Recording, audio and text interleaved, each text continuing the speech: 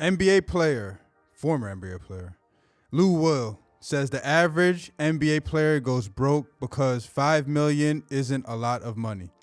You make $5 million, 2.5 of that is gone. You got agent fees, and that's another $50,000, and then you have dues for the NBPA. The fees is $15,000 to $20,000 a year, and that's how we're able to get our health care and all of that. Then you have your personal staff. Financial advisor is probably 1%. Agent at a high number is going to get 4%. Before you look up, you have 1.4 million off of 5 million left. And then you have the mansions and jewelries and girlfriends and Chanel bags. Before you know it, you're not a millionaire no more. I was with you, Lou, until the last sentence. I agree that there's a lot of things behind the scenes that we don't know about that these millionaires do have to pay for. It's not like they just get all that money if they signed a $5 million, $10 million, $20 million contract. It's not like they just get the entire thing. They got taxes. Like Lou said, they got financial advisors, agents, cooks, chefs, all that stuff that they got to pay for as well. But when he said, before you look up, you get 1.4 off of 5 million. You have the mansions and jewelries, girlfriends and Chanel bags. That's your choices. I mean, I understand that once you have that much money, you have to live a certain type of lifestyle. But it's your choices for the mansions, the jewelries, the Chanel bags, and Chanel bags and the girlfriends to pay for that stuff. But I'm not mad. I agree. People look at millionaires and they say, like, how can they lose all this money? There's both sides of the coin. It goes both ways. Let's actually listen to what Lou Will has to say about this whole situation. So the average NBA player plays for 4 years, and then the following 5 years, they go broke. Easy numbers game, bro. Yeah. Easy numbers game. I do it like this. You make $5 million, 2.5 of that gone. You got agent fees, probably another 50 of that gone. You got your dues. A lot of people don't know we got dues for the NBPA. So yeah, you got dues. So everybody put their money in the pot. So you figure you got 450 NBA players. I think the dues is 15 to 20 grand a year. Everybody put it in the pot. That's how we able to get our health care and all of that type of shit. I didn't know that. Yeah. So that's actually stuff that I believe the average Joe doesn't know. Cause I definitely did not know these things that they have to throw in the pot because it is their job. We think of it as entertainment, which it is entertainment, sports. It's entertainment, but it's their job. Like this is their livelihood. So just like in your normal job that you would put money into a pot for your 401k or you would put money in a pot for health care or retirement or whatever the case may be, they have to do the same because after they're done playing basketball, I don't know how the situation works, but I don't think they receive money anymore from the NBA. I think they just get whatever they saved up, the earnings or whatever, they get that back to them and they get to use that for the rest of their life. And then they look for whatever jobs, whether they become commentators, sportscasters, whatever the case may be, they run camps, find other means to get income. But this is definitely very insightful, and it definitely makes you understand that when you hear that somebody's making $10 million as an athlete, they're not really making $10 million. Dues. Then you got your personal staff. Right. So I'm talking about just the staff of financial advisor. There's probably 1%. Agent at a high number is gonna get 4%. Right. But you can negotiate from 1 to 4. Okay. So before you look up, you probably at 1.5 million off of 5. God. With nothing.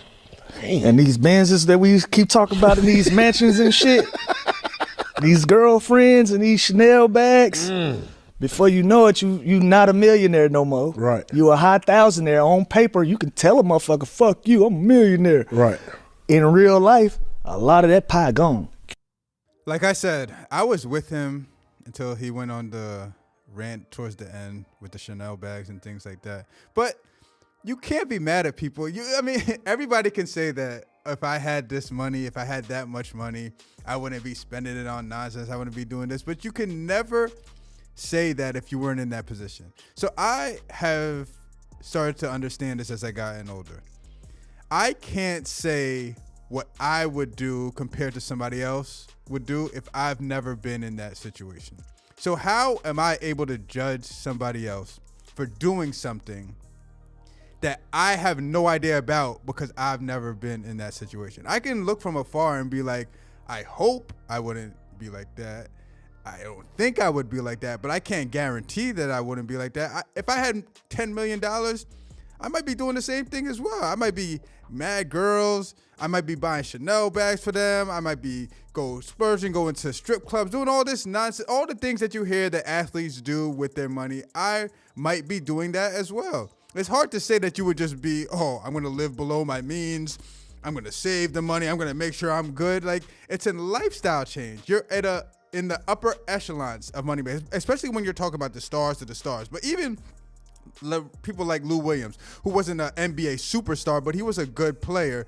He was making a lot of money, and he's saying that damn near 3/4 of that was gone before he could even see it in his bank account, which is crazy to think about. So this just makes me have a deeper understanding of whenever you see people signing these big contracts, or whether it's NBA, NFL, whatever sport they're playing, that they're not actually getting all of that money. Yes, we hope to be able to understand that, okay, we're getting this money. Let's put some off on the side. Let's not spend ridiculously. Let's try to do our best to spend within our means, not go overboard, and kind of live a pretty good lifestyle. But once you're there and you feel like you're on top of the world, because once you make like the NBA, the NFL, you're one of the best athletes in the entire world, regardless, because there's only a select few that can even make it into those sports. So once you make it to that level, it's hard to say that, okay, I'm just going to be cool with my money. You know what I mean? I'm just going to be like everything. The girls come to you. Like, this is just reality. The girls come to you, throwing themselves at you.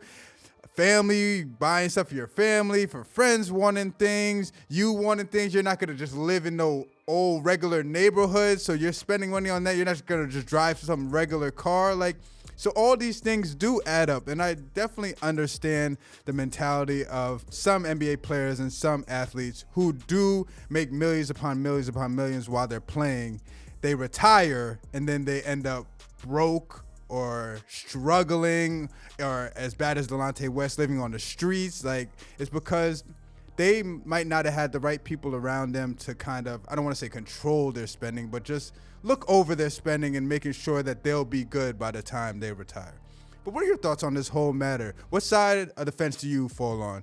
Do you believe that if you're a millionaire and you're making money like that, you should have the mentality of not spending crazy, saving up so that you'll be good by the time you retire? Or are you on the side that you're a millionaire, it's a different lifestyle, so you can understand why people are spending and spending and spending and living, and if they do lose out on the money when they retire, it's understandable because they weren't surrounded by the right people, or they weren't kind of in the mentality to understand money management as well as they should. Let me know all your thoughts in the comments below about this. Don't forget to like, comment, and subscribe. Till next time, this is Coach Cav, and I'm out of here. Peace.